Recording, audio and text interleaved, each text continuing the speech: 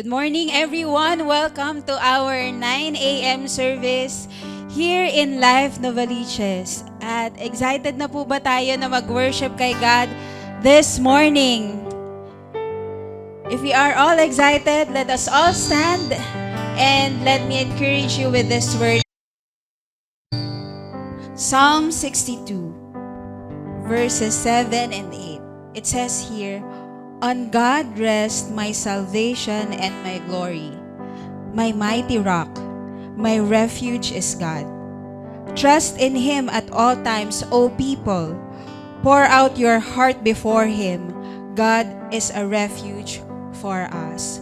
Church, we're gathered here today because we come not from a place of ease, no, but from lives that are often filled ng pressure, sometimes uncertainty of the future, and sometimes pag sobrang busy din talaga ng buhay natin. No? And Psalm 62 was written in that moment na si David, no, he was surrounded by instability, by opposition, marami siyang mga kalaban. Yet he chose not to panic, but to place his confidence in God, to fix his eyes and his heart on God alone. Kaya nga sabi doon sa verse na yon, "On God rests my salvation and my glory." That our salvation, yung rescue, yung security natin, no, yung wholeness natin, that it does not rest on our own efforts or sa circumstances natin kung okay ba yung nangyayari sa life natin, but it rests on God. And that our identity and worth ay hindi rin defined ng success or ng failure natin, but by who God is and what He has done for us. And ang ganda lang how He described God here, that He is our mighty rock. Siya yung unshaken, immovable, and faithful sa buhay natin. Tama ba, church? That when everything around us feels unstable, He remains firm. Siya yung refuge or yung sandigan natin. Siya yung safe place natin where we are welcomed, protected, and sustained. And because this is who God is, then we are invited to respond.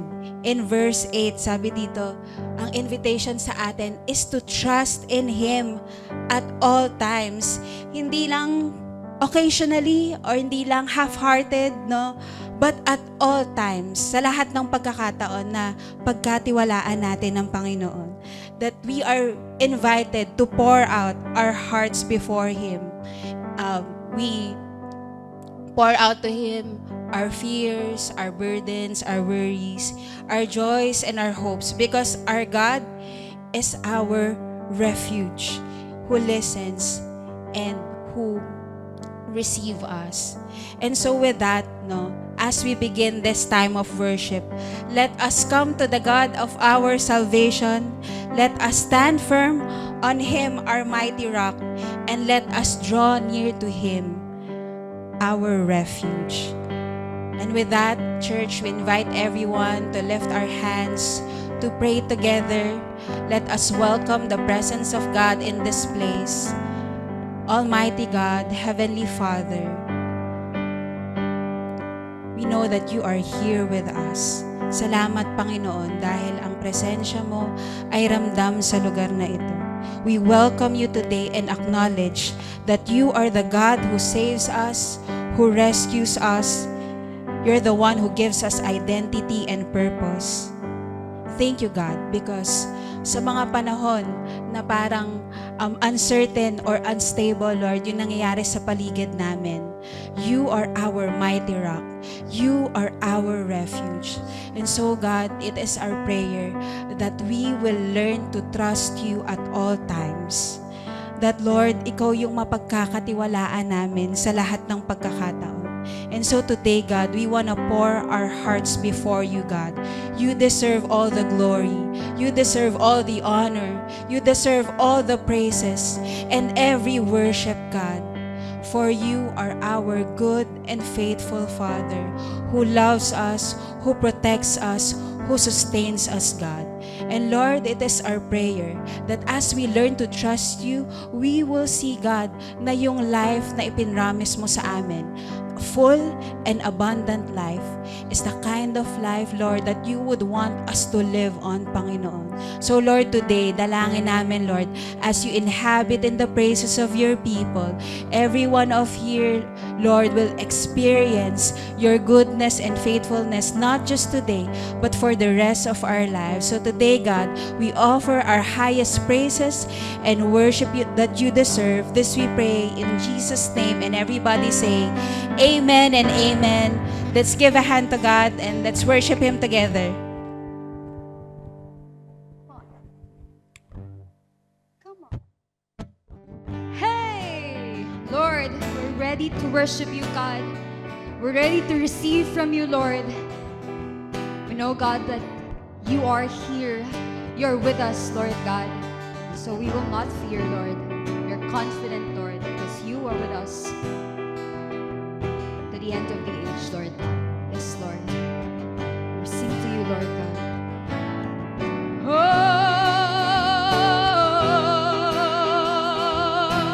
Oh, come on, church. Seems like I'm surrounded. My enemies I see, but your love I hear resounding. This freedom I shall see. Come on. No trouble can destroy my hope. Your scars have made me whole, turning down all the voices of despair. Of your promises I'll sing. I will not fear when the waters rise. I will not fear. I will not fear though I walk through fire. For you are with me. You are with me. You have redeemed my life. Let's go. No trouble can destroy my hope. Your scars made me whole, turning down all the voices of despair. Of your promises I said, of your promises I said, of your promises I said, I will not fear when the waters rise. I will not fear though I walk through fire. For you are with us. You are with me. You are with me. You have redeemed my life. Oh, your grace sustains me. Your love, my victory. I walk the valley, trusting you. Your grace unfailing. Your love, my victory. I walk the valley, trusting you. Your grace sustains me. Your love, I walk the valley, trusting you. Your grace unfailing. Your love, my victory. I walk the valley, trusting you. I trust in you. I will not fear when the waters rise. I will not fear though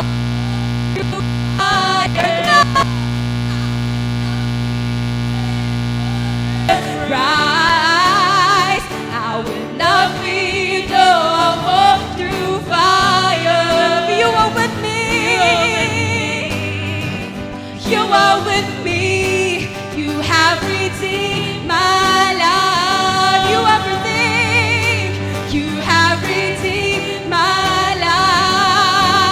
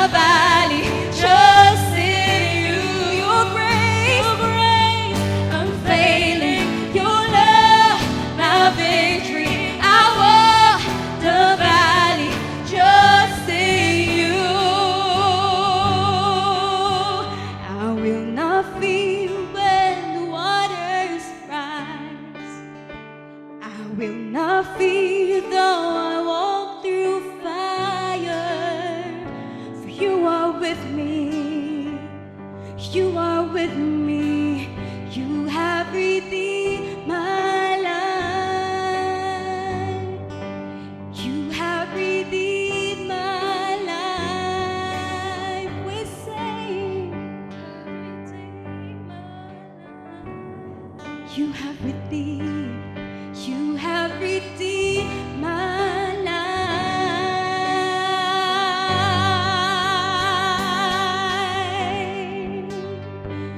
Give you praise, Lord.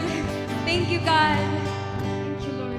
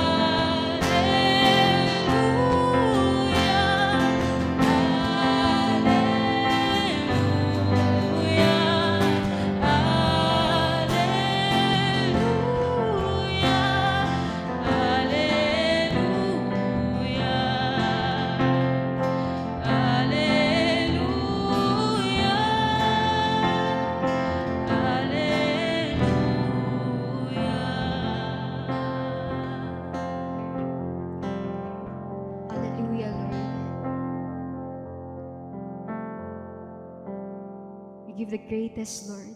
We give you the greatest worship, Lord. Hallelujah. To your most holy name, Jesus. Thank you, Lord. For you with us, you are with us to the end of the age. You're with us, Holy Spirit. Pour us out, Lord. We come to you, Lord.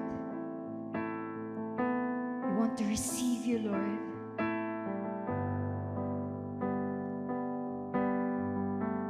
We want you, Lord. Pour it to us, God, your Holy Spirit. Fill us, Lord.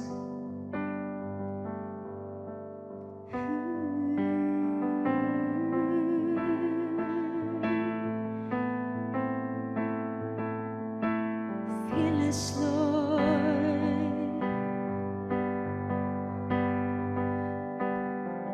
Pour it us.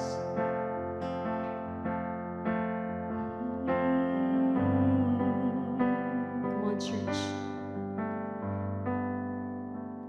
Fill us up. Pour us out for a broken world that is far from you. Fill us up, pour us out to be your hands and feet. Oh Lord, Lord, fill us up, fill us up, pour us out. Oh, for the broken world that is far from you. Fill us up, pour us out to be your hands and feet. Oh Lord, Holy Spirit, draw me near. Holy Spirit, we are here to seek your face and know your ways.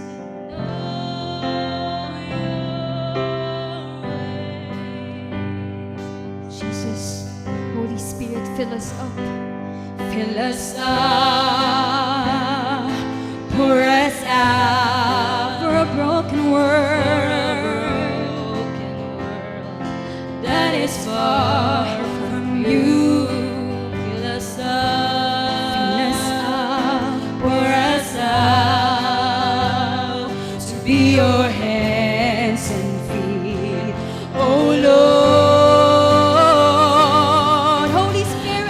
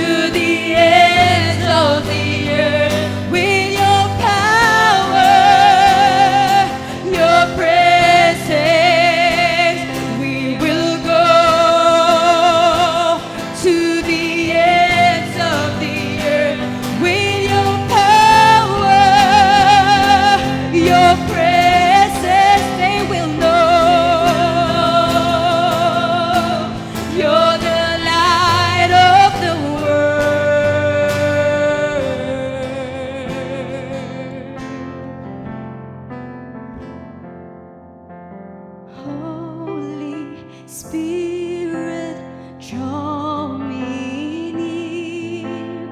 Holy Spirit, we are here to seek your face and know your ways. Holy Spirit, draw me near. Holy Spirit, we are here to seek your face and know your way. To seek your face, seek your face, and know your way. Know your way. To seek your face and know your ways. Our God deserves the highest praise. Palakpakan natin si Lord. Not by our own might, not by our own power, but by the Spirit of God, we will go. Lord, we continue to seek your face. We continue to know your ways for us. Maraming salamat, Holy Spirit, for you are with us. We don't have to fear. We don't have to worry. Salamat, Panginoon, dahil binigyan mo ang bawat isa sa amin ng misyon. At ang misyon na yon ay i-preach ang gospel mo para ipakilala ka sa iba. Tulungan ang iba na mag-follow sa iyo, Jesus.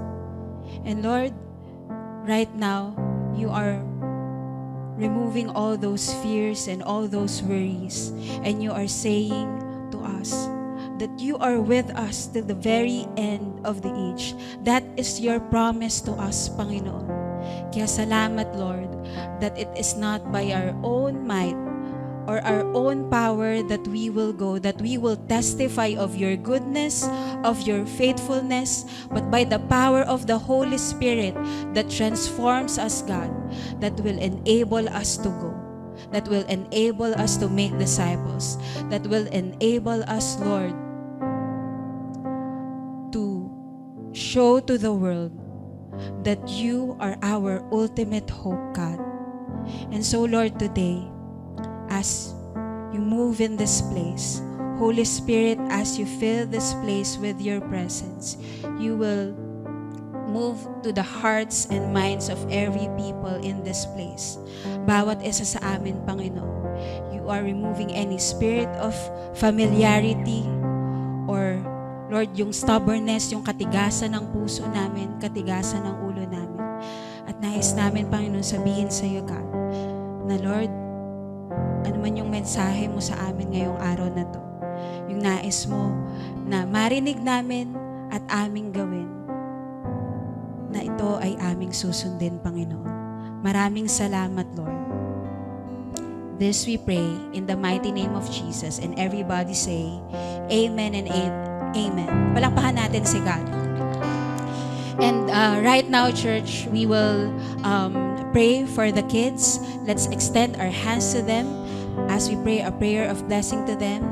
Let's send them off to Kids Church where they will grow in the Word of God. Lord, we pray for every children in this place. We speak blessing upon them, God. Salamat, Lord, for their lives, that they are learning to seek you, to know your ways in their lives. And thank you that as a church, Lord, you are empowering us to teach these children your ways, God. So Lord, dalangin namin sa kanila, Lord, that your presence will always be with them, God. That Lord, as they grow, as they grow old, Lord, they will learn to love you more. They will learn to respect their parents, to honor their parents, God. And they will learn, God, na ikaw yung pagkatiwalaan nila sa buhay nila, Panginoon. So Lord, we pray for wisdom and strength, Lord, and overflowing love na ibibigay mo sa parents nila, Panginoon, on how will they raise these children to be more like you, Jesus. You will give wisdom to our kids teachers, Lord, sa pagtuturo nila ng iyong salita sa mga batang ito, Panginoon. And Lord, dalangin namin, God, na ang mga kabataang ito ay patuloy na susunod sa iyo. These children, Lord, will know your ways and fulfill your purpose sa life nila. Salamat, Panginoon. This we pray in Jesus' name. Amen, amen. Now we're sending off our kids to Cinema 2. Thank you for our kids' teachers for guiding them. Alright, so right now we may take our seats as I share some announcements to all of us here.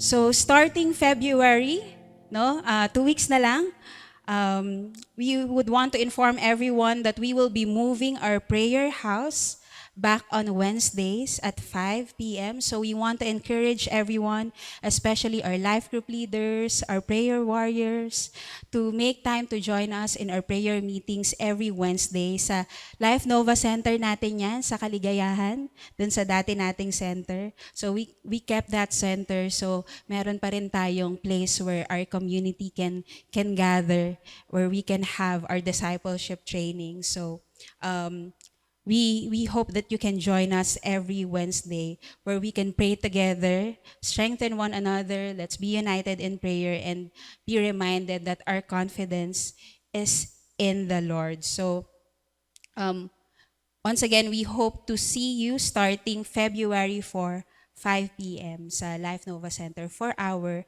prayer house, where we will pray together for our local church, for the campus, for our nation, and also for our personal breakthroughs.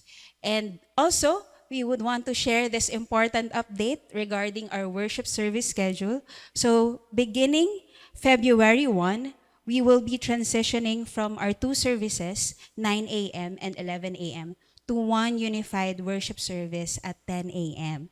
So make sure po i-inform natin yung mga ini-invite natin that, again, starting February 1, so meron pa ulit tayong next week to gather for our 9 and 11 a.m. service. Okay? And this, by gathering in one service, we hope that we are creating more space for meaningful connections, mas maging intentional tayo in making disciples beyond our Sunday worship service. And this also allows us to make provision for our other church activities such as our campus ministry, so our campus Sundays, dito pa rin mag-meet yung mga students natin, and also for our young professionals, ayan, sa mga young pros na nandito ngayon. So we'll share more of these exciting updates in the next coming days and weeks. So abangan po natin yan. And our desire is hindi lang tayo mag-gather dito every Sunday, but to raise disciples who will follow Jesus and make Him known. So we believe that this schedule or change of schedule will help us na mas steward natin ng maayos yung time natin, our people, our resources, more faithfully toward the calling of God sa ating church. And so before we proceed sa next part ng worship service natin, let us pray for this together as a church, and also find a prayer partner right now so we can pray together for these things. Ayan, you can ask your prayer partner to pray for them. Yan, let's pray for a growing relationship with Jesus, salvation ng mga family members natin, friends and co-workers natin, that we will be inviting some new time slots natin, and also yan, for those who are looking for work, finding work, favor that they will find work, or for those who would want to start a business, yan, let's pray for healing and provision. So let's take this time to pray for 3 minutes. Let's pray together for this.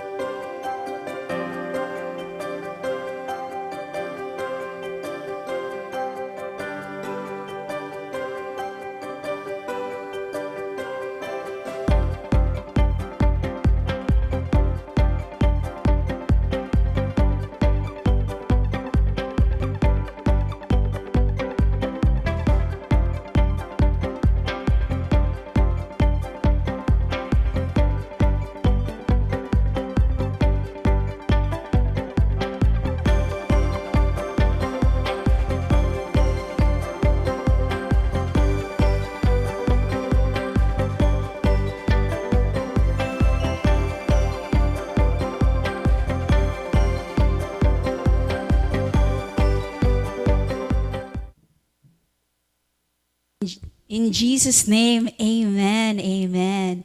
So thank you, church, for praying together. It is such an encouragement, no, that there is someone na nagpe-pray din for us. So with that, we will continue with our worship service. Right now, we will worship God through sacrificial giving. So we may remain seated as we hear this exhortation from one of our life group leaders, Nelly Gesta. Good morning, church. Good morning, Life Novaliches. So let's continue to worship the Lord through sacrificial giving. So let's read from the book of Psalm, chapter 145, verses 8 to 13. So, the Lord is gracious and merciful, slow to anger, and abounding in steadfast love. The Lord is good to all, and His mercy is over all that He has made. All your works shall give thanks to you, O Lord, and all your saints bless you.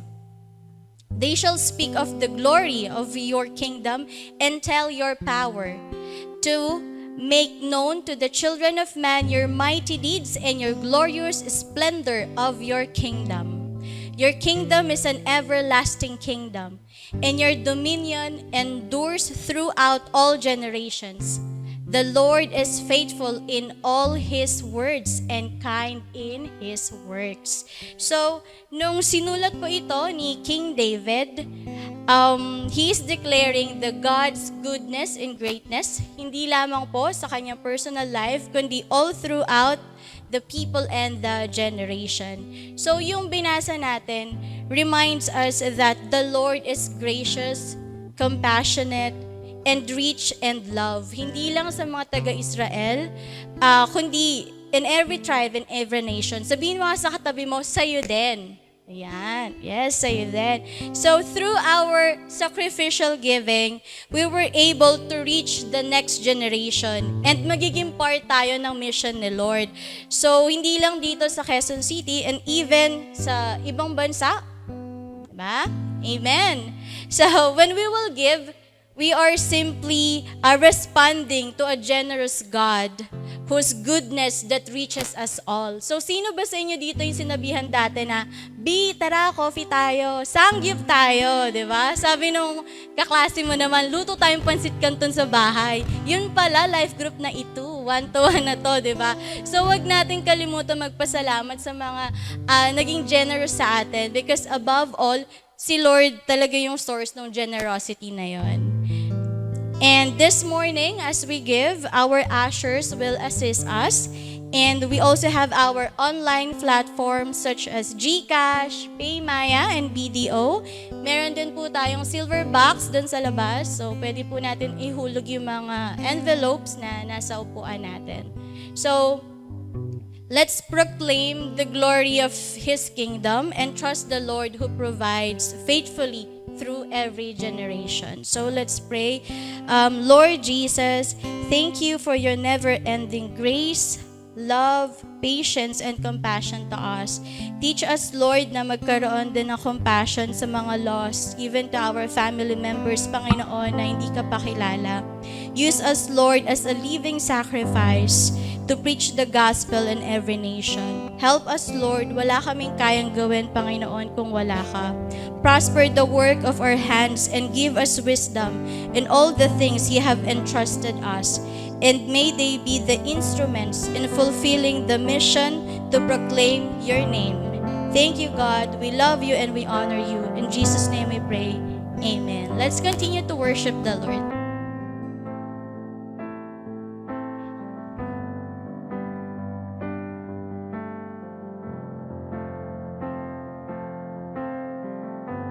With your power. With your power, your presence, we will go to the ends of the earth. With your power, your presence, we will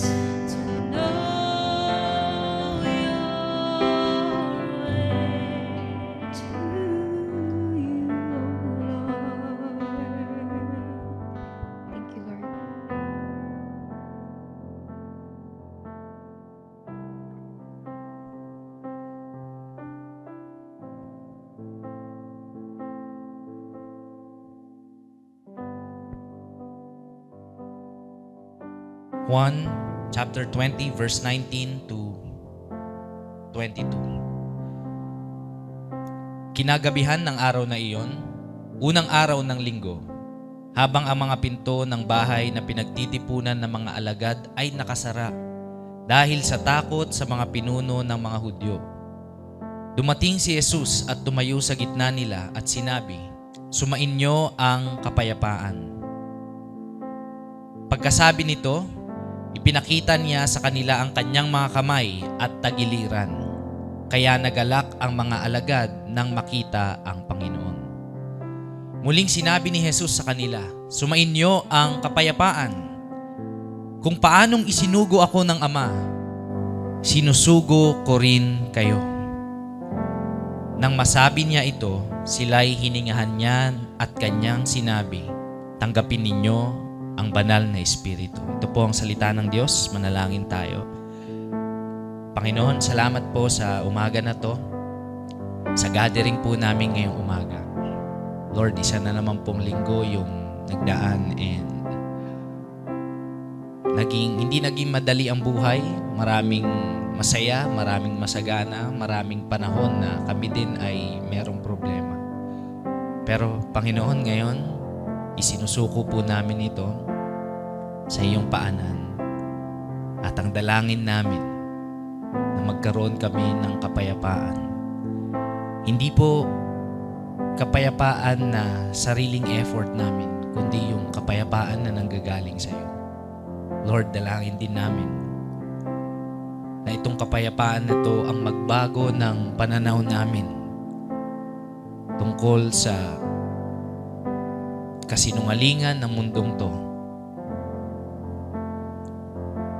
Ang kapayapaan na magbibigay kapahingahan sa lahat ng iniisip namin, Lord God. At ang kapayapaan, Lord, na mag-uudyok sa amin na sumunod sa iyo dahil ikaw ang aming ultimate security. Ikaw ang aming Panginoon at tagapagligtas. Wala kaming kailangang itago, wala kaming kailangang patunayan. Dahil mahal mo kami kung sino kami. At sa pagmamahal mo na iyon, pinabago mo rin kami, Panginoon. Salamat, Lord. Ito po ang aming dalangin sa pangalan ni Jesus. Amen. Amen. Palakpakan natin si Lord. Yan, bago po tayo maupo, pwede mo bang batiin yung tao na nasa likod, di ba? Para maiba naman. Nasa likod mo at i-welcome mo sila. Welcome sa Life Novaliches. Yan, 9 a.m. service. Maaari na po tayo maupo.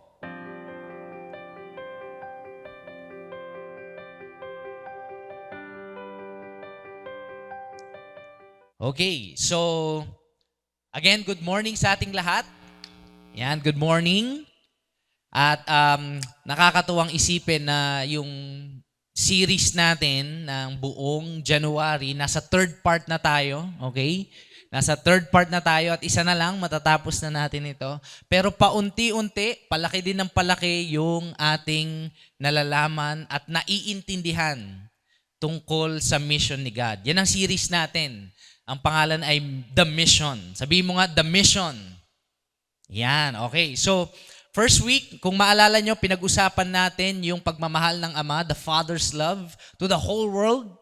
The very reason bakit merong mission ang Panginoon ay dahil mahal ng Diyos ang buong mundo, ang buong sangkatauhan. Second week, kung maalala nyo din, pinag-usapan natin yung sacrifice ng Panginoon o yung sakripisyong alay niya, ang kanyang buhay, para maisakatuparan, ma-mission accomplish, kumbaga, yung purpose ng Panginoon, yung purpose ng Diyos sa atin. This week, pag-uusapan natin yung mission ni God pa rin, sa buong series, pero makikita natin na ang mission ni God hindi lang natatapos kay Jesus, kundi it also nag-e-extend sa atin sa pamamagitan ng gabay at leading ng Holy Spirit. Yan. Ilan po sa inyo naririnig o nababanggit o kilala na natin si Holy Spirit? Di ba? Pag nagpe-pray tayo sa ngalan ng Ama, ng Anak, at ng Espiritu Santo. Siya ang third person ng Trinity dahil kung tayo ay mananalangin at hindi persona ang Holy Spirit, pwede nating sabihin, napansin nyo, hindi natin sinasabi sa pangalan ng Ama, Kama, Anak, Espiritu Santo. Hindi eh. Ng Ama, ng Anak, ng Espiritu Santo. So pare-parehas sila, equal, co-equal, and co-existing and eternal. At malaki yung ginagawang role ni Holy Spirit para sa mission ng Diyos. Kaugnay sa series natin, napakaganda ng role ni Holy Spirit pagdating sa mission ni God. Bakit? Kasi may tendency kadalasan tayong mga hearers o mga nakikinig ng salita ng Diyos, natututo, hopefully, sa salita ng Diyos, nagkakaroon tayo ng mindset na ang mission ay para lang kay Pastor Henry. Ang mission ay para lang kay Pastor John. O kaya kay campus missionary, o kay Coach Sam, kay Coach Teresa. Kaya nga sila tinawag na missionary, Pastor. Kasi sila yung sila na yun. Ilan po sa inyo minsan na naiisip na nagkakaroon lang tayo ng mindset na gano'n? Lalo na kapag tayo ay may mga challenges sa buhay, di ba? Kaya nga ang tawag sa kanila, missionary, kasi sila yung nagmi-mission. Quite the contrary, hindi po gano'n ang nakalagay sa scriptures or sa Bible. Pag tinignan natin yung scripture at yung kwentong binasa natin kanina sa call ni God sa mga believers, sa early disciples, malalaman natin na ang lahat pala ay kasama sa misyon. Sabi mo sa katabi mo, kasali ka pala eh. Yan. Wala pong saling kit-kit sa atin sa mission ni God. Lahat tayo ay mahalaga. Lahat tayo ay may role na gagampanan. Lahat tayo ay may tinawag na misyon. Lahat tayo ay involved. So, pangalawa, ang paggawa ng misyon na to ay hindi galing sa sarili nating lakas. Ilan po sa inyo na try nyo nang mag-share ng gospel? I-share si Jesus sa iba. Tapos, sige, yan, raise of hand. Okay, salamat sa 1, 2, 3, 4, 5. Yan. Yung pag-share ng gospel o kay Jesus sa ibang tao, how many of you here can relate na hindi yun madali? Hindi madali. May ibang mga response na ayaw talaga nila. Ay, huwag na, nagmamadali ako. O yung iba naman, yes man. Alam mo, yes man. Oo nga eh. Oo nga. Tapos, oo lang. Hindi madali. Kaya ang misyon ng Diyos na in-extend o binigay, in-impart din sa atin ng Panginoong Jesus, ay hindi natin nagagawa sa sariling lakas lang natin. Instead, nagagawa natin ito sa pamagitan ni Holy Spirit. Hindi ng sarili nating diskarte. Paano ko kaya i-preach si Jesus dito? Ano kaya yung... Gusto ko kasi, Pastor, organic kami. Kaya hindi ako nagpapanik kasi we're organic yung friendship namin. Pwede naman yon, God can work through that. Pero tandaan natin na hindi sa sarili nating diskarte at lakas or ability. Although may dagdag na lang yung mga yon, pero ultimately, si Holy Spirit, ang kanyang kapangyarihan ang nagbibigay sa atin ng lakas at kaparaanan paano natin napipreach yung gospel o paano tayo nakapag-disciple. Isa ito sa mga pinapahalagan ng Life Novaliches, ang pagdi-disciple, ang mission ni God. Kasi sabi ni Lord Jesus, go into all the world and preach the good news or go and make disciples. Yun ang Great Commission. Hindi siya Great Commission para sa mga ahente dyan. Diba? Ganda ng commission na yun. Commission. Hindi yun Great Commission, ay commission. It's a Great Commission from the Lord Jesus. Kino-commit tayo sa isang mission. Ngayon, yung binasa natin na text, sige, simulan natin sa verse 19. Quick background lang. Ito yung time na nag-resurrect si Jesus.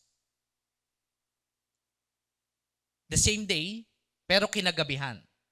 Nung nag-resurrect si Jesus, remember, for some of you may know, may dalawang babae na naghahanap sa kanyang tomb, sa kanyang kung saan siya nilibing. Tapos wala siya doon. Tapos sabi ni John, naguunahan kami ng isang disciple at nauna ako. Sabi ni John na ganon. Pero wala si Jesus doon. Pero si Jesus nagpakita sa mga babaeng disciples. And dito sa kinagabihan nun, bago siguro from morning hanggang evening sa interval ng araw na yun, kwento-kwento na nabuhay ang Panginoong Jesus. Pero syempre, bilang human, syempre hindi ka, di ba, unang response natin, lalo na pag mga ganong miracle o hindi ka panipaniwala, hindi tayo naniniwala kaagad. Ilan po sa inyo na gamit nyo na yung salitang we? We? Talaga ba? Pag mga ganon, merong slightly, initially, sa simula, nagdududa, kaya nga nung nagpakita sa kanila ang Panginoong Hesus, hindi sila makapaniwala. Si Jesus, sabi dito, kinagabihan ng araw na iyon, imagine, the 12 disciples, or 11 na lang pala, kasi si Judas, wala na siya kumbaga, nag-exit na si Judas. Kinagabihan ng araw na iyon, unang araw ng linggo. This is after Sabbath. Habang ang mga pinto ng bahay na pinagtitipunan ng mga alagad ay nakasara. Dahil saan daw? Dahil sa takot. Imagine, pina-follow nyo si Jesus, ang leader ng samahan, ang leader ng faith. Pero, nung siya ay hinuli at pinatay, nagpulasa ng mga disciples. Remember the time na si Peter, di ba? Tinatry siyang huliin ng mga Jewish leaders. Oh, kasama mo si Jesus ha. Di ba ikaw yung lagi kang kasama. Ikaw yung nagko-closing prayer ka, di ba? Sabi ni Peter, hindi ako yun. Kamukha ko lang yun. Di ba nagpulasan sila, nagtago sila, at eto ngayon yung senaryo. Imagine, gabi, sa isang kwarto na nakalak. Syempre, wala pang ganitong mga ilaw noon. Lampara lang. Madilim talaga. Parang horror yung setup. Nasa room sila, madilim, siguro kandila o lamp, tapos nakalak ang mga pinto dahil sa takot na sila ay hulihin ng mga Jewish leaders. Nakaupo lang siguro sila, nagmumukmuk. Si Peter siguro iniisip, nag-overthink siguro si Peter, ano ba yung ginawa ko? Biglang dumating si Jesus at tumayo at sa gitna nila, imagine, sa gitna nila nag-appear.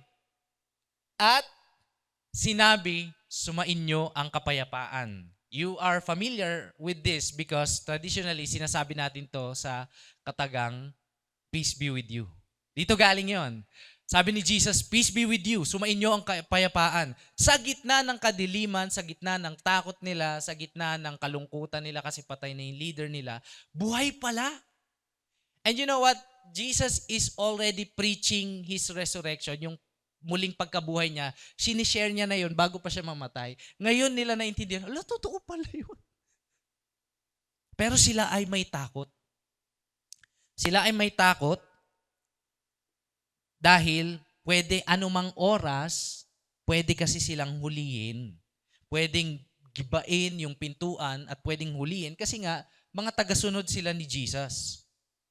Pero kahit anong tago nila, hindi naman nabago yung sitwasyon nila na hinahunting pa rin sila. Kahit anong tago nila, kahit 2 araw siguro pagkatapos ng pangyayari na yan, ganun pa rin naman yung problema nila eh. Hindi mawawala. Ilan po sa atin dito, na-try nyo ng taguan or takasan yung problema? Trinay lang naman. Parang mga nagbakasyon ka mga 1 month, ganun, pagbalik mo, hindi naman nabago yung sitwasyon. O kaya, pwedeng hindi bakasyon, meron kang problema, trinay mong manood ng 5 series ng K-drama, ganon. Pagkatapos nun, ano na nga ba ulit yung buhay ko? Di ba? Lalo na pag maganda yung pinapanood mo, tinatry nating takasan sa pamagitan ng panonood ng Netflix o kaya ng mga movies o kaya enjoy lang, hayaan mo muna yung problema. Pero pagbalik natin, ganun pa rin. sa totoo lang, hindi nakakatulong yung pagtatago sa mga problema at mahirap na sitwasyon na meron tayo. Lalo na kung meron tayong kinakatakutan.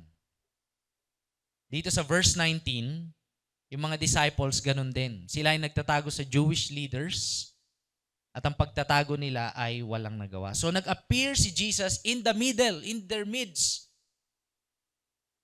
And ang unang word, the first words of Jesus ay, sumainyo ang kapayapaan.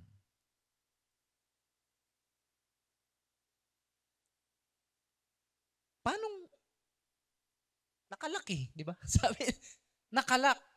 Double lock, triple lock, ano pa yung lock nila, yung kahoy na igaganon siguro. Nakalak. Paano nakapasok si Jesus doon? Some theologians are talagang ina-uplift nila at talagang gino-glorify nila ang ibig sabihin ng resurrected body at glorified body. Ang makapangyarihan na pinangako ni Jesus sa lahat ng mananampalataya na after nilang mamatay, sila ay bubuhayin ng Panginoon. At isa to sa mga characteristics ng glorified body. Di ba nga sa isang senaryo, hindi siya nakilala ng babaeng disciple. Sabi niya, Ginoo, kung saan nyo man dinala yung bangkay ng leader namin na si Jesus, pwede nyo bang i-reveal? Di ba? Reveal nyo na lang para kami na lang maglibing. Hindi nila namukaan. Kasi glorified face na rin si Jesus. Ilan po sa inyo gusto yung magkaroon ng glorified face? You know, glorified body. Di ba? Kahit 15 kilometers pa yung tatakbuhin ko ngayong fun run, kayang-kaya pag glorified body. Di ba? Kahit wala ng skincare sa gabi, glorified face na yan. Pero ang maganda kay Jesus, sa glorified body and resurrected body niya yun, una niyang pinuntahan yung mga disciples niya. Yung nakikita natin dito yung relationship kung gaano kahalaga yung mga disciples niya sa kanya. Na meron silang solid na pagkakaibigan. Hindi yung natapos lang or namatay na siya. Pero sila, maaaring iniwan nila in their heart, pero si Jesus, sila ang unan niyang pinuntahan. Nakalak, sarado, sa gitna ng madilim at fearful na atmosphere, nagpakita ang Panginoon. Ilan po sa inyo meron kayong kilalang kabataan or teenager na meron siyang sariling kwarto? Pag malungkot siya, naglalak siya ng pinto. Makakapasok talaga no? Pero usually kapag, sana all may kwarto, di ba? Yung iba walang kwarto Katulad namin, sa pamilya namin, nung pag ako magtatampo at walang kwarto sa labas lang Parang yung iba, magtatampo sa shower, mag-iiyak. Yung iba walang shower, hindi.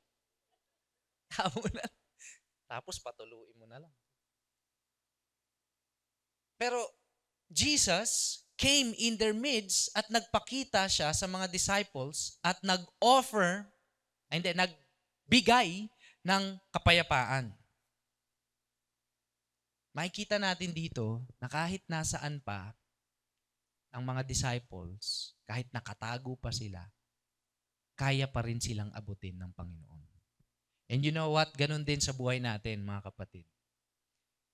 Kahit tayo ay lumayo, kahit tayo ay, whether sinadya natin o hindi, intentional o hindi, kahit tayo ay nagtatago, kahit tayo ay malungkot at nasa kadiliman, kaya tayong abutin ng Panginoon. Si Jesus at ang kanyang peace, first point I want to share is that si Jesus at ang kanyang peace, yung unang point, ay dumarating sa atin saan man at anuman ang ating kalagayan. Yan. Si Jesus at ang kanyang peace ay dumarating sa atin saan man at anuman ang ating kalagayan. Sabi niya, peace be with you. Yan. So hindi pala yun basta lang, alam mo yun, mabitaw mo lang, peace be with you, peace be with you, peace be with you, peace be with you. Hindi pala yun. Yun pala yung konteksto nun. Sa kalagitnaan ng kadiliman at takot ng mga disciples, kapayapaan yung binigay ng Panginoon.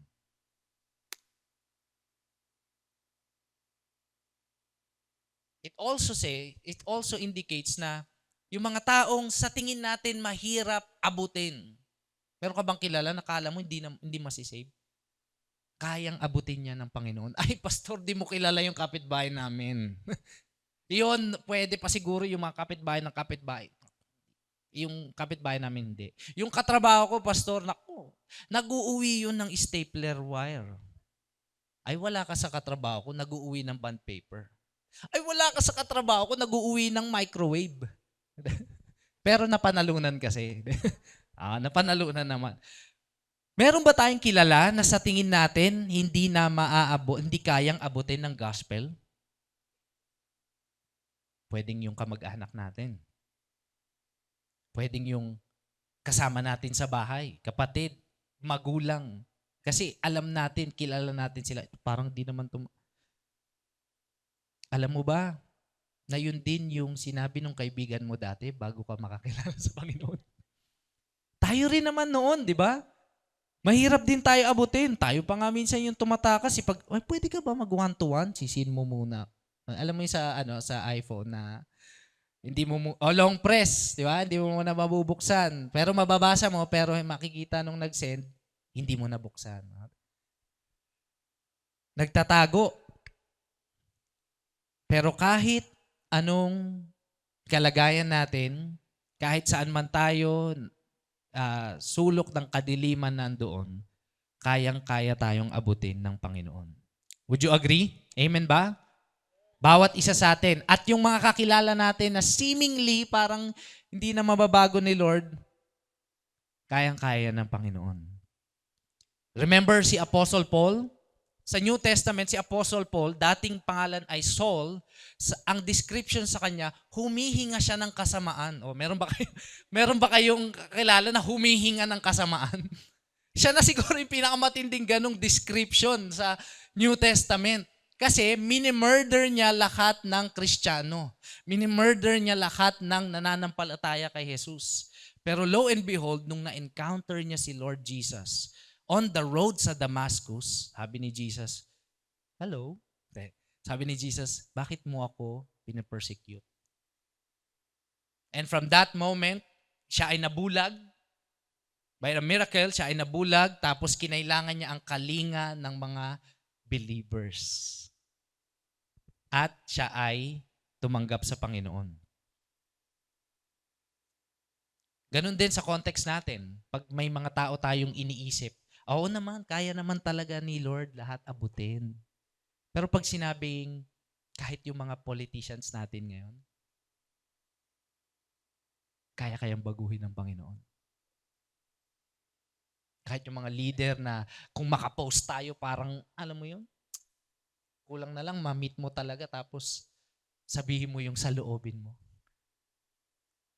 Kaya rin ng Panginoon sila. Kahit gaano sila nasa kadiliman, o sila man ay may takot, o sila man ay may kasalanan, kaya silang abutin ng Panginoon. Jesus came to offer peace. At yun ang kanyang first words. Pero itong peace na ito ay hindi peace na walang gulo. Peace o kapayapaan sa Tagalog or sa original translation sa Hebrew, ang translation ay shalom. Shalom sa Old Testament kasi Hebrew, sa New Testament, Greek, Irene. Irene. O yung mga may pangalan na Irene, dyan galing. It means peace. Pero sabi ko nga, hindi ito yung peace na walang away. Ito yung peace sa shalom. Ang ibig sabihin ay buo, kabuuan, walang kulang, pero may kulang na A dun sa walang kulang. Typo. Walang kulang, walang sira, buhay na maayos sa Diyos, sagana sa pagpapala ng may pagmamahal. Ito rin ay nangangahulugan na may maayos na relasyon sa Diyos sa pamagitan ni Kristo, buhay na may kapahingahan, kapayapaan na galing kay Jesus, hindi pinagsumikapan. Ito ang ibig sabihin ng peace. Old Testament and New Testament, kabuuan, buhay na maayos, may relasyon sa Diyos. So, isipin mo ang sabi ni Jesus, Shalom, kabuuan. Lahat ng may takot na ikinig, buo kayo.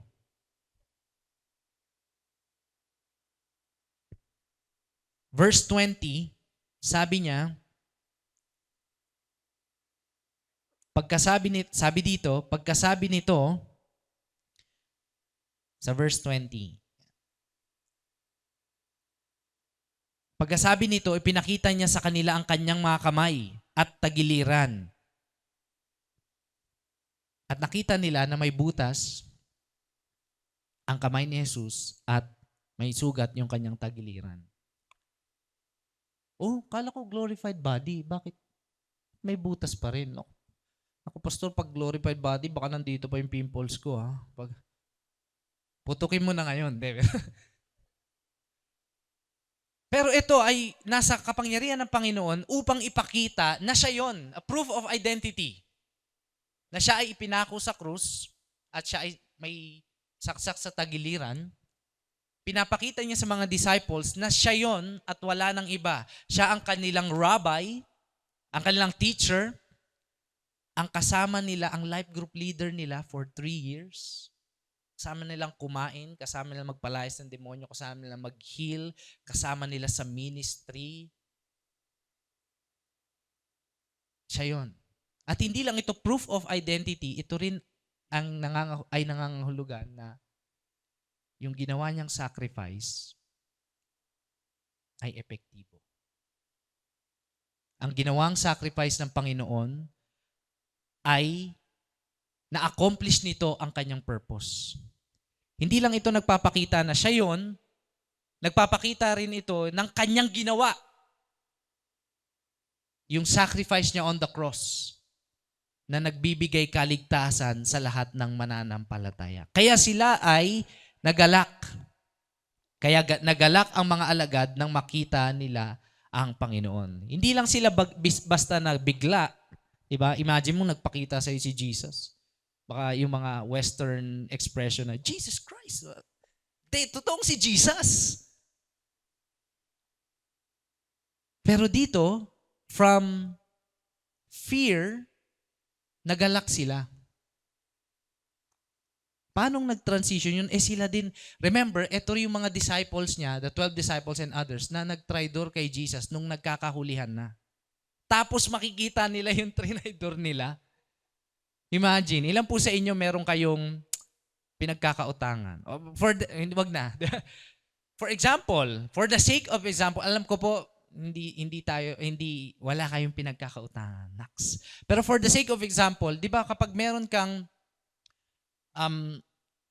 inuutangan, tapos hindi mo masyadong magawang mabayaran, nagkasalubong kayo sa grocery. Dito ka dadaan sa unang aisle. Tapos doon siya. Tapos nakita mo, pipila siya doon. Hindi ka pipila doon. Baka singiling ka doon eh. Diba? Ganun yung reaction natin kapag meron tayong atraso. Sa isang tao, ayaw natin siya makasama, ayaw natin siya makita. Pero sila ay nagalak. Bakit nga naman? Kasi hindi sila siningil ng Panginoon. Imagine, no? Sabihin ni Jesus, "Oh, Peter, ako talaga." "Oh, John, naku, sinasabi ko sa inyo, ha." Imagine kung ganun si Jesus. Ang Panginoon hindi siya naniningil. Kundi siya ay nagbibigay kapayapaan. Ang kapayapaan na yon ay hindi, napansin nyo yung description ng kapayapaan, hindi siya feeling. Maaari, ang kapayapaan, ang shalom ay nagdudulot ng calmness, o everything is maayos, or harmonious, o kaya relax, yung feeling ng chill at relax. Yun ay mga epekto lang na feeling. Pero ang totoo, di ba kapag buo ka, wala kang tinatago, wala kang kailangang patunayan, di ba masarap sa feeling? At yung feeling na yun yung kadalasang na-attribute natin sa peace. Pero ang totoong ibig sabihin ng peace na shalom ay status. Sabihin nyo nga, status. Para yang marital status. Dati siya ay single, ngayon siya ay married na. At for a lifetime siya ay married. Status. Kahit nasaan siya, meron siyang status na siya ay married. Ganon din mga kapatid yung peace, yung shalom. It's a status na kahit kailan hindi maaalis sa atin. At yun ang binibigay ng Panginoon. Ang peace, sinasabi ang peace na binibigay ni Jesus ay kabuuan. Walang kulang, walang sira. Parang tapsilog. Nox.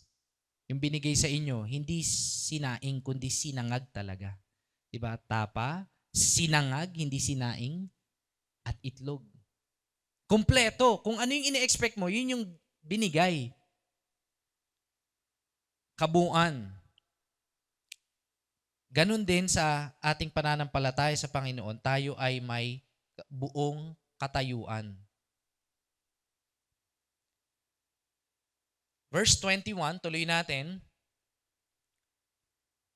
Verse 21, muling sinabi ni Jesus sa kanila, sumainyo ang kapayapaan. Ito ang pangalawa niya nang sabi ng peace be with you.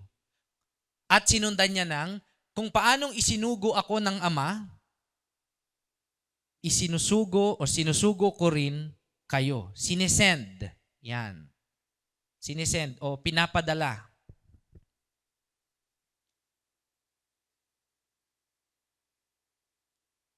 Baba natin. Ayan. Ang peace na galing sa Panginoon, na paggaling sa Panginoong Jesus, hindi lang pala ito yung peace na, okay, peaceful yung paligid. Dito muna ako. Hindi muna ako aalis. Grabe, sarap na simoy ng hangin. Wala mo nang mangi-istorbo. Ha? Ganun. Hindi pala ito yung peace na yun. Ang peace pala na nanggagaling kay Jesus ay may kaakibat na purpose. Point 2 I want to share is ang peace na galing kay Jesus, ang shalom na galing kay Jesus, ay para gawin ang misyon kasama siya. Kasi kung paanong sinend siya ng Ama, sinesend niya rin tayo. Kung paanong pinapagawa sa kanya ng Ama ang misyon, na tinapos na niya, ini-extend niya itong misyon na ito sa atin, sa mga mananampalataya, sa mga disciples, sa mga naniniwala kay Jesus. Meron ba ditong naniniwala kay Jesus? Kung ikaw ay legit na naniniwala sa Panginoong Jesus, kasama tayo sa mission. Of course, binibigyan niya tayo ng peace. Pero yung peace na yun ay hindi lang para sa atin, para tayo ay magmukmok at kapag tayo ay nagmukmok, okay na tayo. Ay kapag tayo ay isolated o tayo na lang, minsan yun pa yung nagdudulot sa atin na yung thinking na ako lang mag-isa, okay na to. Minsan yun pa yung nagdudulot sa atin na bumalik sa kasalanan. Na meron tayong quote-unquote me time. Wala mo namang iistorbo. Wala akong pakialam sa buhay ng iba. Akin to. Yun kasi yung peace ng mundo eh. Pero ang peace ng Panginoong Jesus ay may kaakibat na misyon. Ibig sabihin mga kapatid, yung peace na binibigay ng Panginoon, hindi lang para sa atin. Kapag tayo ay may kabuuan, isinishare pala yun sa ibang taong sira. Kasi tayo na naka-experience ng kabuuan, tayo din ay tinatawag ng Panginoon na ipamahagi yung ating peace na natanggap. Traditionally, sa Catholic faith, sa culture ng Pilipinas, yung peace be with you, sasabihin mo sa iba, di ba? Alam nga naman ganun ka lang, peace be with myself. Traditionally, yun talaga ang ibig sabihin nun. Para yun sa ibang tao. Hindi para sa rilinin natin. Kadalasan nga lang, although minsan kapag naintindihan natin, kadalasan, eto naman, although naintindihan natin yung peace, minsan pinaghihiwalay natin yung peace sa mission. Ako muna, unahin ko muna yung sarili. Medyo hindi kasi okay ngayon eh, kaya magbumukmuk muna ako. Ako muna. Coach, wala eh, busy ako ngayon eh. Pero sa totoo lang, gusto mo ng AKA or seemingly peking peace. ang peace ng Panginoon ay tinatawag tayo sa isang misyon. Ang mission na yon, maaring may makakakilala ka na katulad ng mga disciples, nasa kadiliman din. At hindi ka mag-a-appear bigla sa gitna nila. Pero i-impart, ibabahagi mo ang kapayapaan na yon. Marami at magaganda ang ginagawa ng Panginoon sa mga pamilya at komunidad. Lalo na dito sa Life Church. Marami tayong ministry activities. At ang purpose nun ay para maghatid ng peace sa mga taong wala pang peace. Ang question, mga kapatid, kabahagi ba tayo nun? O meron tayo yung sarili nating version ng peace na, wala, dito lang ako sa bahay. Bahala kayo dyan, wala akong pakialam. Hindi yon ang peace ng Panginoong Jesus. This is where it gets exciting. Dahil tayo palang lahat ay tinawag ng Panginoon na mag-preach ng gospel. Hindi lang umupo sa komportabling upuan, sulitin ang aircon, mag-enjoy sa worship, pwede, maganda din yon. Pero after ng worship service gathering natin, merong tawag sa atin ang Panginoon na anumang naramdaman na experience natin na kapayapaan, ipapamahagi natin yon sa iba. Hindi ba ganun din yung ginawa ng mga disciples? Sa Acts, nung sila ay napuspos ng banal na Espiritu, sila ay nag-share, sila ay nag-preach ng gospel. Ipinakalat nila. Pero some of us might say, paano kaya yun, Pastor? Napaka-busy kong tao, ang dami kong ginagawa kapag sa trabaho, sa bahay, pag Sabado, dami pang labahin. Naipon na. Tapos linggo, syempre yun na lang yung peace ko. Di ba? Yun na lang yung pahinga ko. O kaya yung iba naman sa atin dito, Pastor, ginawa ko na yun eh. Shinare ko na yun eh.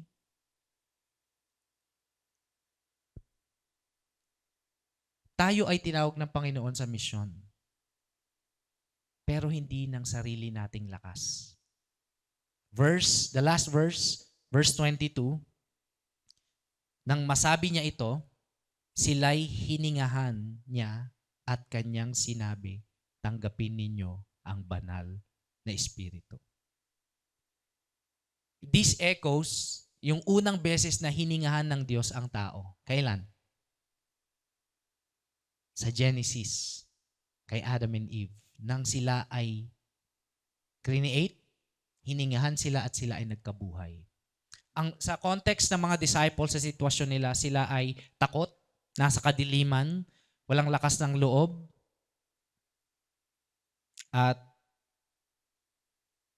ubos na siguro yung resources nila, wala silang malapit na kasama, pero binigyan sila ng kapayapaan at sa pamagitan ng banal na Espiritu or the Holy Spirit, they receive a renewed life.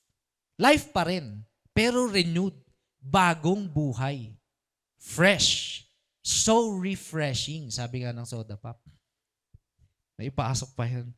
Ilan po sa atin dito, naniniwala kayo na ang pagliligtas ng Panginoon ay gawa niya, taas ang kamay. Siya yung may gawa. Tayo ba merong inambag? Wala tayong ambag. Ay, meron pala, yung kasalanan. Yun yung ambag natin. Ilan po sa inyo again naniniwala na ang salvation o kaligtasan natin ay gawa ng Panginoon? Taas ang kamay. Ganon din ang mission. Gawa din yun ng Panginoon. Sa Kanya rin yung lakas, sa Kanya rin yung diskarte, sa Kanya din yung ability. Pero minsan, kapag nandito na tayo, we're faced in a situation na tayo ay magpipreach ng gospel o magdi-disciple na, parang, ano kaya diskarte ko dito? Sana mahilig siya mag-ML.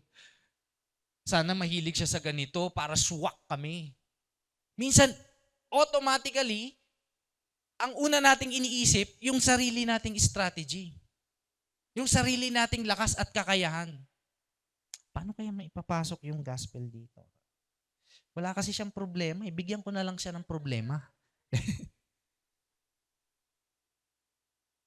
Sabi ng Galatians chapter 3 verse 3, ito ang paboritong verse ni Rigel. Sabi, in context, si Apostle Paul, sumusulat siya sa mga taga-Galatia at sinasabi niya na, anong nangyari sa inyo? Ito, sabi niya, talagang hindi nga kayo makaintindi. Ang strong word. Pero bakit siya kailangang ganito ka-level yung kanyang passion? Parang nagagalit na siya. Nagagalit talaga siya, hindi sa kanila, kundi sa nangyari sa kanila. Dahil, sabi niya, nagsimula kayo bilang mananampalataya sa pamagitan ng kapangyarihan ng Espiritu, bakit ngayon pinipilit niyong magpakabanal sa pamagitan ng sarili niyong pagsisikap? In the same way, ganun din sa paggawa ng misyon ng Panginoon, kadalasan inuuna natin, ano kaya mga programa ang pwede natin gawin? Kaya tara, manood tayo para meron tayong common ground. While those things are good, para ma-engage, para makipagkaibigan, pero nandyan si Holy Spirit eh. Siya nga yung initiator eh. Siya nga yung starter eh. Pero bakit minsan ginagawa natin ito ng sarili nating effort? Kaya pala minsan ang hirap. Ang hirap mag-disciple. Are you here? Ang hirap mag-preach ng gospel. Kasi iniisang tabi natin si Holy Spirit na parang hindi siya kasali. Tapos sa huli, i-acknowledge na lang natin sa prayer, papanalangin na lang natin. Doon lang natin mababanggit. Throughout the course ng conversation ng kausap mo, gusto mong i-disciple, gusto mo lang share ng gospel, hindi puro diskarte, puro magandang idea, puro napanood mo na yung ganito? Napanood mo na yung ganyan? Kaya minsan yung usapan hindi lumalalim dahil sarili nating diskarte, sarili nating strategy. Hindi natin ini-invite si Holy Spirit. Kaya nga siguro minsan, nahihirapan tayong mag-disciple. Are you here? Kasi hindi natin ini-invite, sinasali, which is nandun naman na talaga si Holy Spirit. May ginagawa na siya sa buhay nila, pero tayo, hindi tayo nakikinig sa boses ni Holy Spirit. Kamusta ka na? Minsan yung word na kamusta, hindi mo talaga gustong kamustahin. Are you here? Gusto mo lang sabihin yung gusto mong sabihin. Si Holy Spirit ay may ginagawa na sa mundo, mga kapatid. Si Holy Spirit ay may ginagawa na sa pamilya mo, sa mga kaibigan mo. Kailangan lang nating makita na yun ay gawa niya at tayo ay sasali. At yung kapangyarihan na kailangan natin para i-preach yung gospel, yung lakas ng loob, kahit hindi masyadong magaganda yung mga words mo.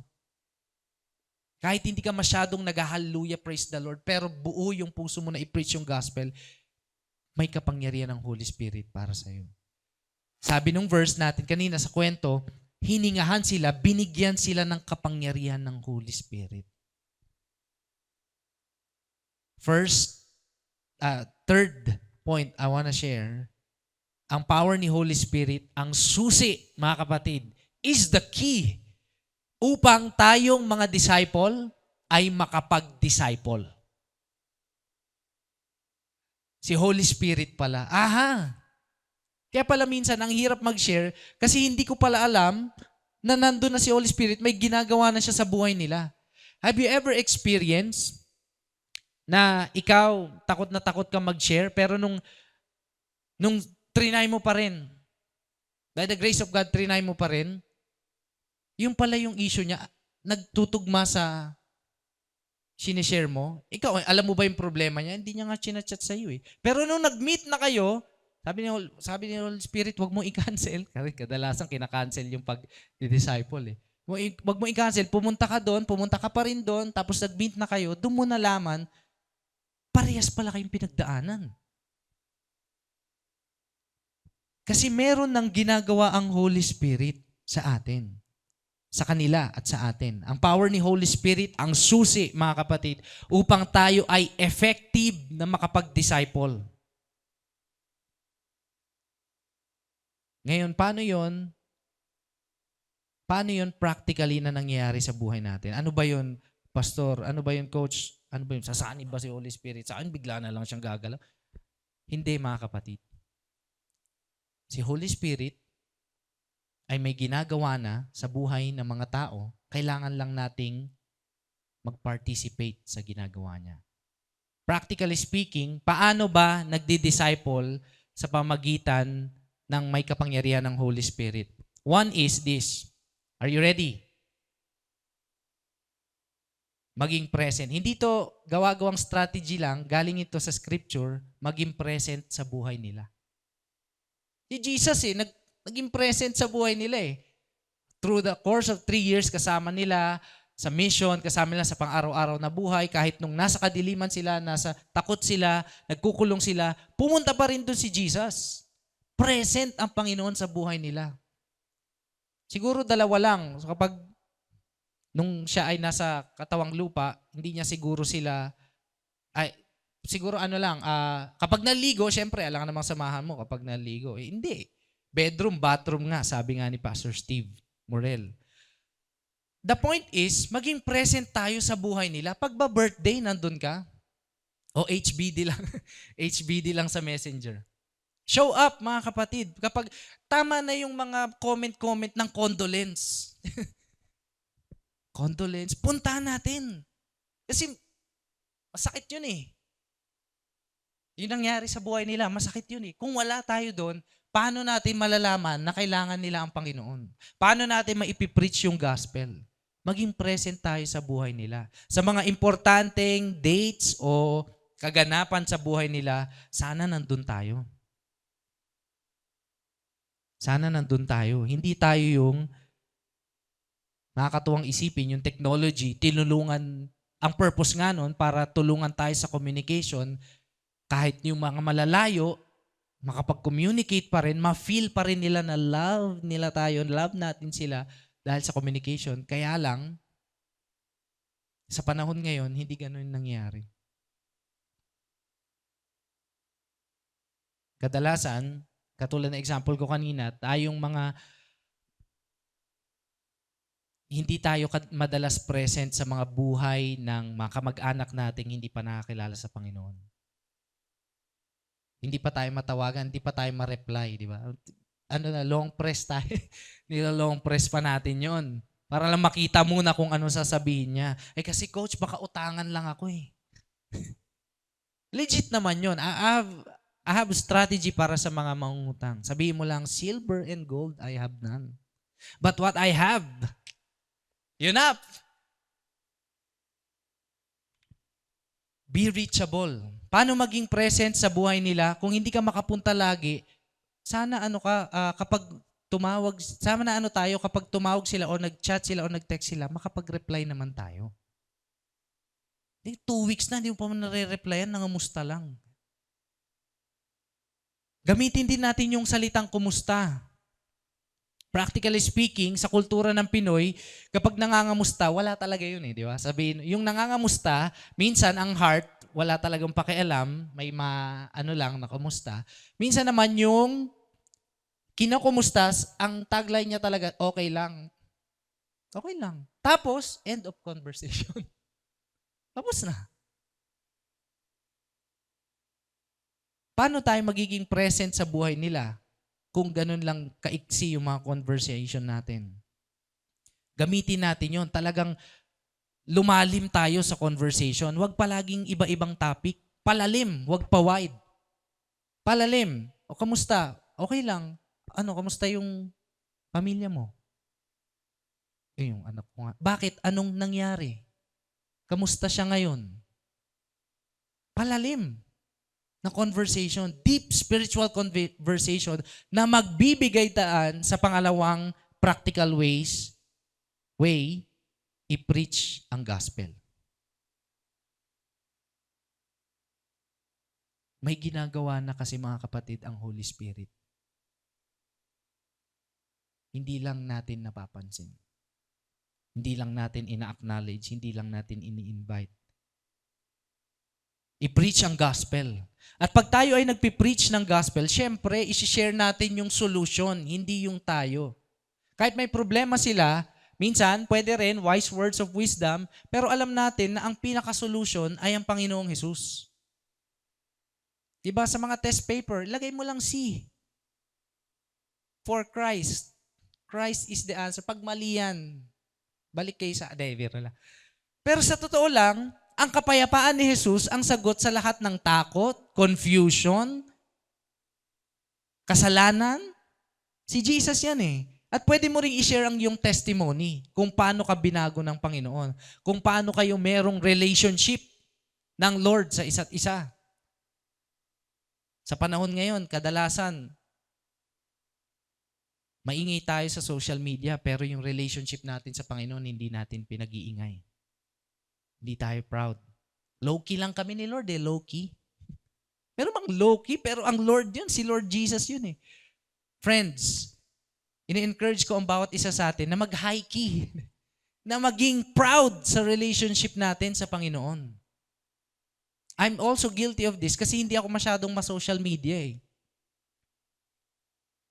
Pero, kung ang mga tao kung ang social media ang lugar kung nasaan sila, i-preach natin ang gospel doon. Pero pwede rin yung maging simula ng malalim na usapan, malalim na friendship, malalim na ugnayan. Hindi ba ganun din kapag nakakain ka sa masarap at sulit, pinag-iingay mo rin? Kapag meron kang, ano bang tawag dito? Goodbye. Yung bili mo ng maayos sa Shopee o sa carousel, ganyan. Meron ba nagka-carousel dito? Yung gamit na. Di ba, sinishare mo din sa iba kasi ang ganda na na-experience mo. Sa movie na napanood mo, ang ganda nung panoorin mo. Paano ba yung experience kay Jesus? Ang ganda nun. Wala sila nun. Ibahagi natin sa kanila. I-preach yung gospel. At finally, ituro ang salita ng Diyos. Hindi lang yun natatapos sa pagpipreach ng gospel, ganun pa rin, magiging present pa rin sa buhay nila, pero ituturo natin ang salita ng Diyos. Katulad ng sinabi ni Jesus, go and make disciples, teaching them to observe everything I have commanded you. Yung mga natututunan natin sa preaching, sa trainings, yung mga sinishare ni pastor sa life group or ni coach, ni leader sa life group, i-share din natin sa iba. Na nangangailangan, i-share din natin sa iba na nangungumusta o kailangan nating kumustahin.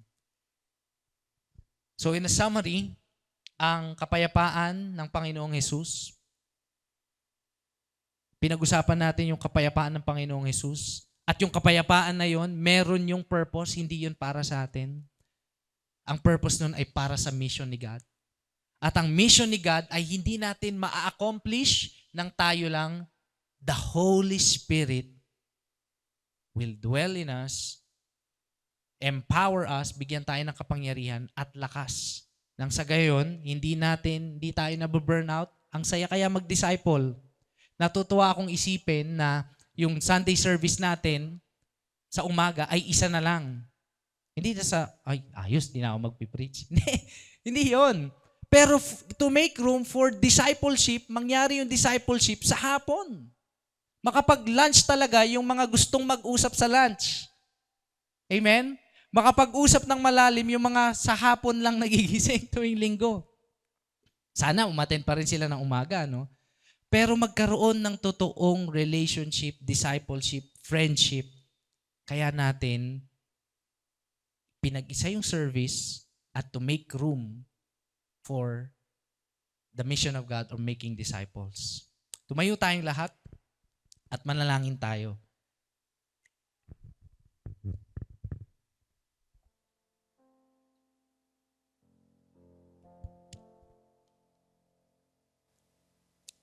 Life Nova, this year, I want to challenge us this year to go and make disciples. But this time, mga kapatid, hindi sa sarili nating lakas o sa abilidad lang natin, kundi sa pamagitan ng kapangyarihan ng banal na Espiritu. Makikita natin napaka-exciting. Una, ginagamit tayo ng Panginoon. Pangalawa, nakikita natin yung ginagawa ng Panginoon sa buhay nila. At nagiging vessel o channel tayo ng pagmamahal at kapayapaan. Here's what we're gonna do ngayong umaga na to. As we pray, gusto kong mag-isip tayo ng isang pangalan.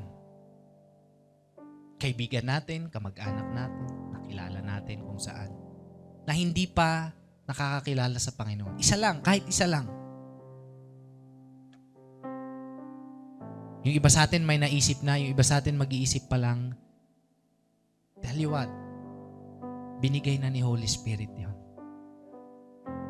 Siya na naiisip-isip mo na kailangan makakilala sa Panginoon. Alam na ni Holy Spirit.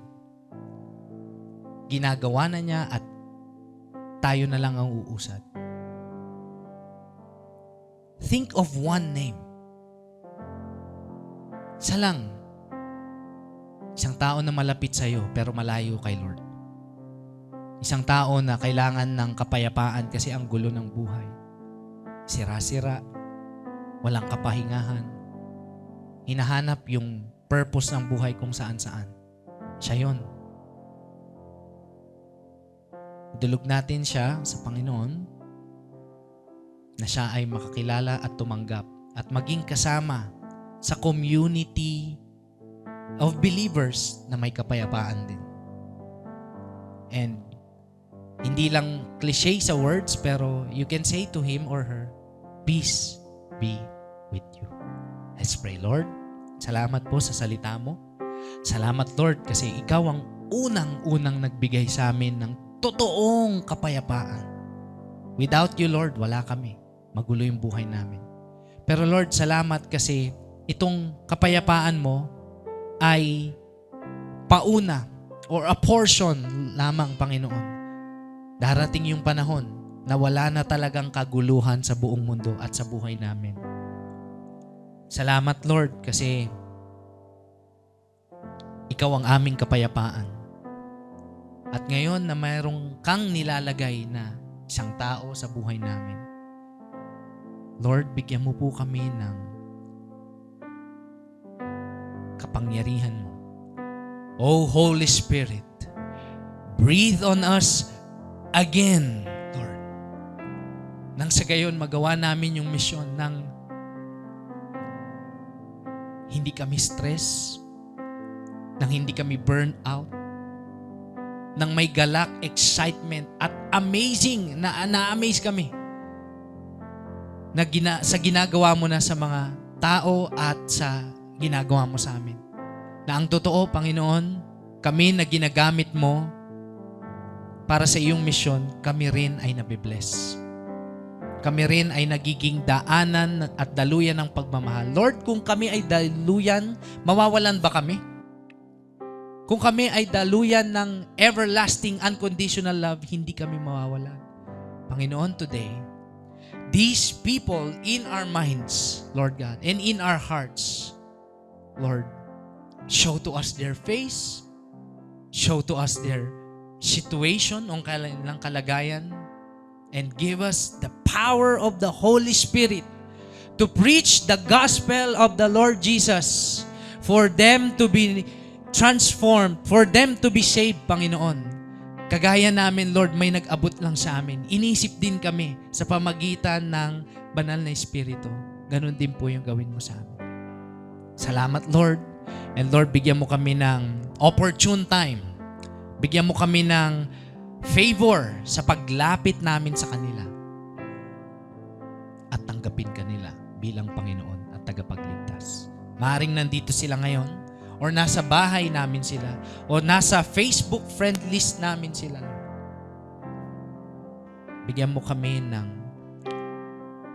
urgency to reach them. The same way that somebody, or even greater, that somebody reached to us and hindi sumuko. Salamat, Lord. Ito po ang aming panalangin sa pangalan ni Jesus. Amen. I want to also pray, last one, to those who need peace right now. The Lord is impressing in my heart, that there are few of us here na magulo yung puso natin. Magulo yung puso, hence sometimes ginagawa natin excuse na hindi ko kaya yan. Yung buhay ko hindi ko maayos. Right now, the Lord is impressing in your heart, peace be with you. Shalom, wholeness, fruitfulness, prosperity, holiness. Lord, pinapanalangin ko po ang mga kapatid ko ngayon, Lord, na kailangan ng kapayapaan mo. Sa pagpasok pa lang ng taon, Lord, marami ng kaguluhan ang nangyayari sa paligid at sa loob din namin. Panginoon, wala pong tatalo sa kapayapaan na kaya mong ibigay. Na ibinibigay mo ngayon. Simply because you love us. Na kahit marami kaming kasalanan, sablay na desisyon, at may parang mga disciples na iniwan ka, ikaw pa yung lumapit. Grant your servants, O Lord, peace that surpasses all understanding. The peace of God, the peace of Christ, be with us all. In Jesus' name, Amen. Amen. Tayo po ay mag-worship sa Panginoon. Kumanta tayo ng awit para sa Kanya.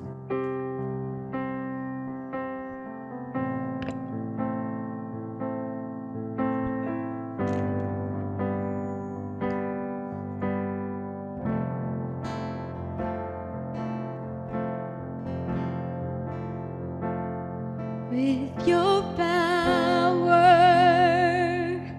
your presence, we will go to the ends of the earth. With your power,